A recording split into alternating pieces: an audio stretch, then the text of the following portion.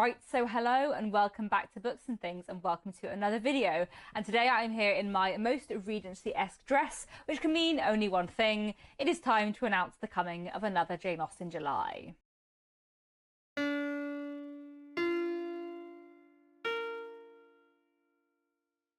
It's the beginning of June now, which means Jane Austen July is approaching fast. And Jane Austen July, if you don't know, is a month-long readathon that takes place every July, all about reading Jane Austen and things related to Jane Austen.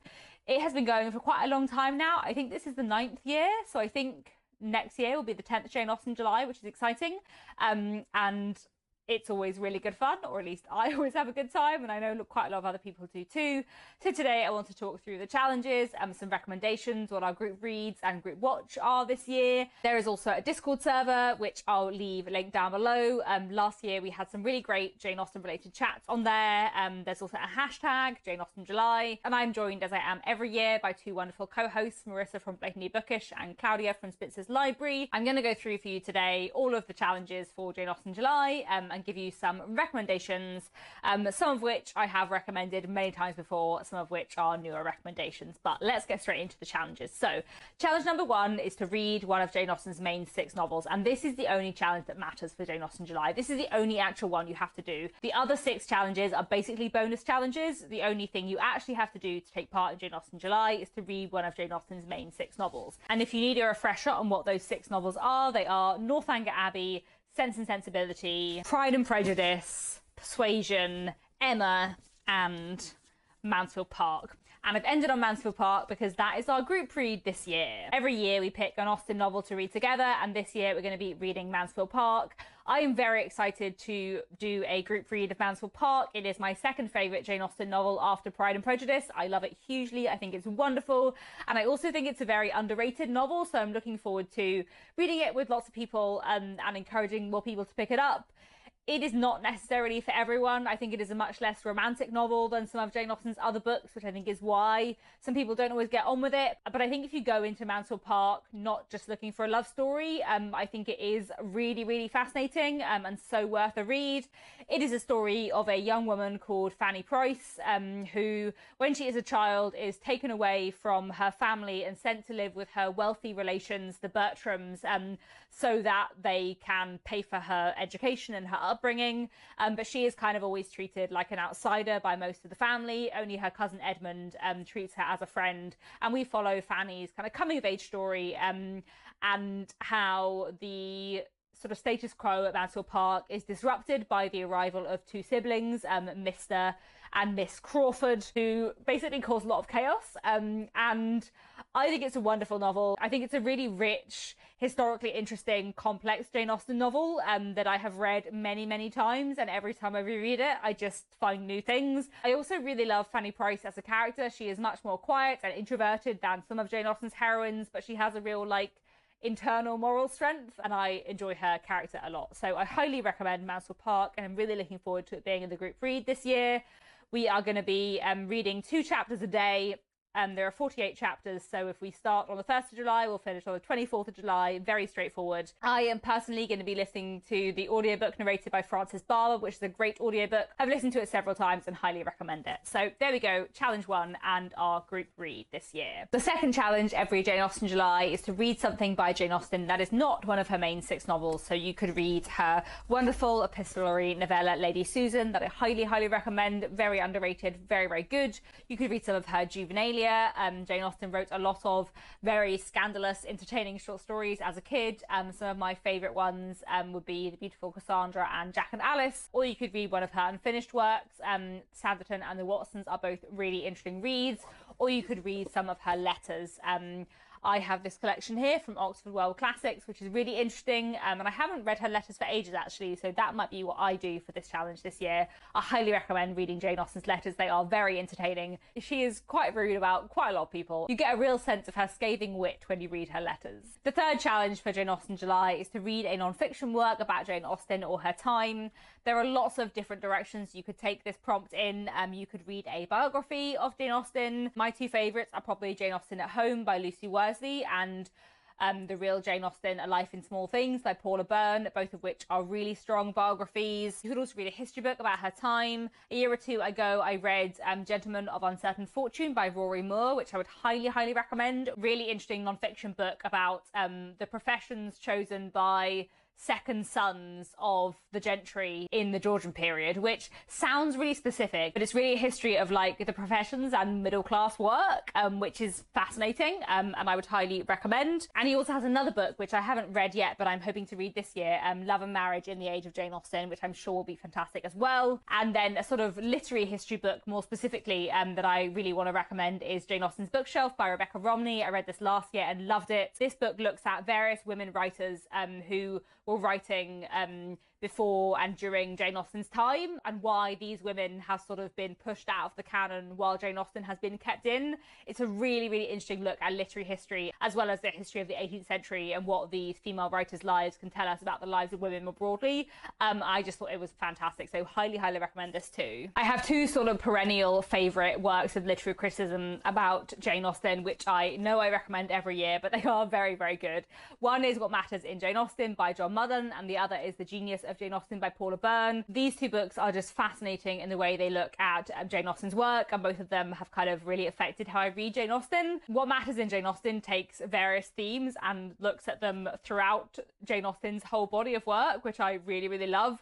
And then The Genius of Jane Austen looks at how the literature of the time, and especially the theatre of the time, influenced Jane Austen's work. And the chapter about Mansfield Park in The Genius of Jane Austen is fantastic, so that might be one worth looking up this year as we are reading Mansfield Park as our group read. And you may find works of non-fiction that don't necessarily fit into biography or history or literary criticism. The work of non-fiction has anything to do with Jane Austen or her time, you're welcome to count it for this. One thing I'm definitely keen to finish reading this year is an anthology of essays and other things about Jane Austen that I have an essay in that came out last year. This is Encounters with Jane Austen, celebrating 250 years, and this book has essays and interviews and various other things related to Jane Austen in some way. And I have an essay in here, and I've read a couple of the other pieces, but I haven't read it in full, so I'm looking forward to reading that this year, as well as various other things when I sort out my TBR. I'm sure I will be over ambitious as always. The fourth challenge is to read a retelling of a Jane Austen book or a work of historical fiction set in Jane Austen's time. There are so many options for this and lots of different directions you could take it in. I have recommended various books over my various announcements over the years, and I've just mentioned a few of my favourites today, but I think maybe during Jane Austen July this year I might make a video talking about all of the Pride and Prejudice retellings I've read, because I think I must have read at least 15. Like, I've read quite a lot of Pride and Prejudice retellings now, and I thought that might be a fun video, so I might do that. One thing you might want to do for this prompt is read a modern Jane Austen retelling, a book that takes a Jane Austen plot or characters or themes in some way and transports them to the modern world. One of my favourites is a modern Pride and Prejudice retelling, Just As You Are by Camille Kellogg, which I read a couple of years ago, which is a queer Pride and Prejudice retelling where the equivalent of the Bennet sisters work at a magazine called The Netherfields, and the Darcy and Bingley characters are two women who come in to take over the magazine, and it's just really good fun and very well done. I also wanted to mention a modern Mansfield Park retelling, as Mansfield Park is our group read this year, and that is This Motherless Land by Nikki May. I read this last year and really enjoyed it. This is, I would say, a thematic retelling of Mansfield Park rather than like a plot retelling. The sort of premise has similarities, but the story goes in quite different directions. But this book follows a girl called Funke, who is half Nigerian, half British. She grows up in Nigeria until a tragic accident means that she is sent to live in Britain with her cousins, and we follow her relationship with her cousins, the ways in which she is treated like an outsider, the one cousin who befriends her, and everything kind of goes in very different directions from Mansfield Park. But this is a novel that has very similar themes to Mansfield Park, and that looks at home and family and belonging in a really interesting way, and I just loved it a lot. Or you might want to read what I guess I would call a historical retelling of a Jane Austen book, a book that takes place in Jane Austen's time with Jane Austen's characters. One I always like to mention because it's a bit less well known is Unequal Affections by Lara Ormiston, which is a sort of like Pride and Prejudice hypothetical of like, what if, minor Pride and Prejudice spoilers here, what if Elizabeth says yes the first time Mr. Darcy proposes and it follows the course of their engagement. I also wanted to recommend a newer Pride and Prejudice retelling which just came out last year, Introducing Mrs. Collins by Rachel Parris. It is a retelling following, again, minor Pride and Prejudice spoilers, Charlotte Lucas, the character in Pride and Prejudice who marries Mr. Collins, and this book looks at her life and her sort of coming of age after marriage, and it's really fantastic. I actually worked on this one, I copy edited it and had a lovely time copy editing it. I have been lucky enough in my career as an editor to work on 2 Pride and Prejudice retellings, both of which were Charlotte Lucas retellings. I also worked on Charlotte by Helen Moffat, which I would highly recommend, another great Charlotte Lucas Pride and Prejudice retelling. Both of these look at Charlotte Lucas sort of finding herself after marriage in quite different ways, and I highly recommend them both.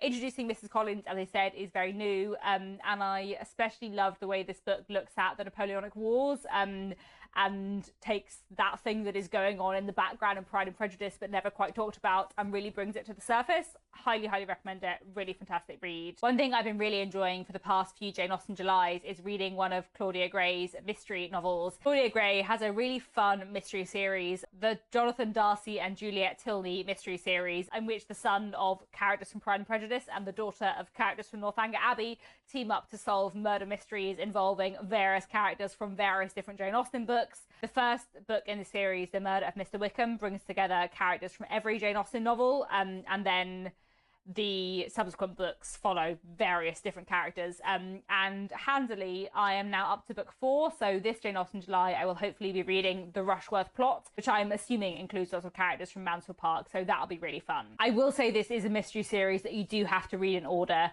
Obviously some mystery series you can pick and start wherever you like, but I don't think this is one of those mystery series. I feel like each book would spoil the last, and there is a sort of overarching relationship arc, I guess. You could also read something for this prompt that features Jane Austen as a character. I really enjoy the Miss Austen Investigates series by Jessica Bull, and I also very much enjoy Jill Hornby's books. She has several which relate to Jane Austen and Jane Austen's family. I absolutely love Miss Austen and highly recommend it. It's just a truly wonderful, moving, incredible novel that I think everyone should read. Hello, Editing Katie here from the future. I realised as I was editing this video that I had forgotten to mention that Godmersham Park by Jill Hornby has a bit of a Mansfield Park retelling element. This is the story of a governess who arrives at the home of Jane Austen's brother and sister-in-law, and works for the family, and her sort of position within the household has some things in common with Fanny Price. And then Jane Austen and her other brother Henry arrive, and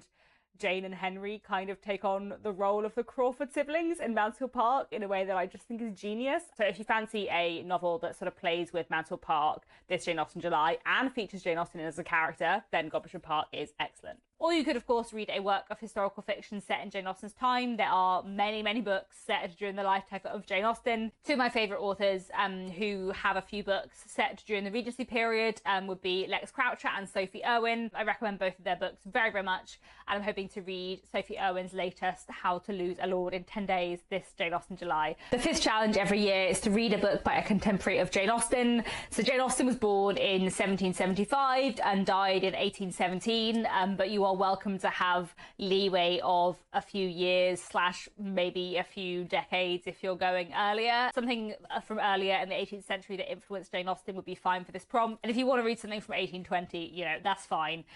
But generally from Jane Austen's time. I feel like in previous years I've sometimes struggled to give lots of recommendations for this prompt, but I had a very good Jane Austen July last year for 18th century literature, so I feel like I have a few more recommendations to add to the mix. One 18th century novel I really enjoy and find really interesting is Belinda by Maria Edgeworth. This might be a good year to read Belinda by Maria Edgeworth because I feel like it has some themes in common with Mansfield Park. Critics often pick up on the sort of anti-colonial anti-slavery elements of Mansfield Park, which are there but are very subtle, whereas Belinda by Maria Edgeworth is much more actively engaged in those themes in a really interesting way. Last year I read The Mysteries of Udolpho by Anne Radcliffe, which I really enjoyed. It is a classic Gothic novel with all of the sort of classic Gothic things you would expect. It is a bit silly but also very fun. I also last year really enjoyed The Female Quixote by Charlotte Lennox, which is a book from the 1750s, so a little little bit before Jane Austen, but you know, it's fine to count. And it is really, really good fun. It's quite a silly book about a young woman who has read too many chivalric romances and therefore expects everyone to behave as they do in chivalric romances. And it is quite silly, but also very fun. Another novel you could read for this challenge, which I might reread this year, is Frankenstein by Mary Shelley. Fantastic book. One I read a few years ago and always find really interesting to look back on is A Woman of Colour, which is an anonymous novel about a mixed race heiress moving from Jamaica to England during the Regency period. But of course, you don't have to read a novel for this prompt. I always highly recommend Anne Lister's diaries. She was a landowner born in the 1790s who wrote really, really interesting diaries about her life in code because she was having romantic and sexual relationships with women that she didn't want people to know about. And they're just absolutely fascinating. Or you could read some poetry from the time or some plays. And in fact, this year would be a fantastic year to read Lover's Vows by Elizabeth Inchbold, because this year our group read is Mansfield Park, and within Mansfield Park the characters put on a play. There is some amateur dramatics going on, and they put on the play Lover's Vows, which was a real play from the time. And within Mansfield Park there's quite a lot of the play being quite scandalous, and it does give you a lot of context if you read the play Lover's Vows and understand why it is a scandalous play for these young people to be putting on. So this might be a wonderful year to read Lover's Vows. I highly recommend it, both in its own right as a play, but also as a way to understand Mansfield Park a lot more. The sixth challenge is to watch a direct screen adaptation of a Jane Austen book, so something on screen that takes something by Jane Austen and adapts it directly, you know, set in the time of Jane Austen, etc. I wish I could recommend you some great Mansfield Park adaptations to tie in with our group read this year, but I have not really liked any of the direct adaptations of Mansfield Park. It's quite an introspective novel about quite a quiet heroine, so I feel like either the adaptations are a little bit dull or they just completely change Fanny Price as a character, and then I'm really cross. So there are no direct adaptations of Mansfield Park that I am happy to recommend you, but I will quickly mention some of my other favourite direct screen adaptations of Jane Austen books. I always love to recommend the film Love and Friendship, which is a direct adaptation of Jane Austen's novella Lady Susan, and is really, really good fun. I love the 2008 Sense and Sensibility miniseries. That's always a favourite of mine. I love the 2009 Emma miniseries and also the 2020 Emma film. Emma really works well on screen for me. And I also, of course, very much enjoy both Pride and Prejudices, the one from 1995 and the one from 2005. There is a new Pride and Prejudice coming quite soon. There is a new Pride and Prejudice adaptation coming this year, which is very exciting.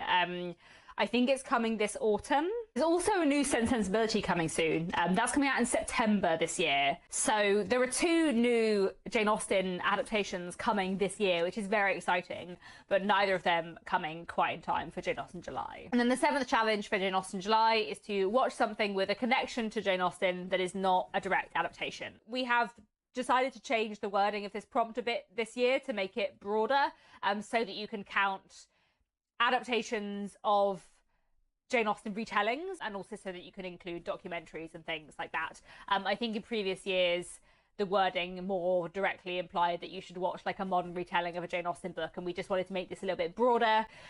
So you could watch a modern retelling of a Jane Austen book, something like Clueless, which is a modern adaptation of Emma, or Fire Island, which is a modern adaptation of Pride and Prejudice, and one of my favourite modern Austen adaptations. Or you could watch a web series. There are lots of fun YouTube web series that are adaptations of Austen novels, and actually I do have a recommendation for a Mansfield Park adaptation here, and that is from Mansfield with Love, which is my favourite screen adaptation of Mansfield Park, the only screen adaptation of any kind of Mansfield Park that I think captures the characters accurately. It's a modern YouTube web series. I know those aren't necessarily for everyone, but personally I love From Mansfield with Love. I think it's really, really fun and a really good take on Fanny Price as a character. But you could also watch an adaptation of a Jane Austen related novel, like the recent adaptation of Miss Austen or The Other Bennet Sister, or you could watch a documentary, and in fact our group watch this year is a documentary.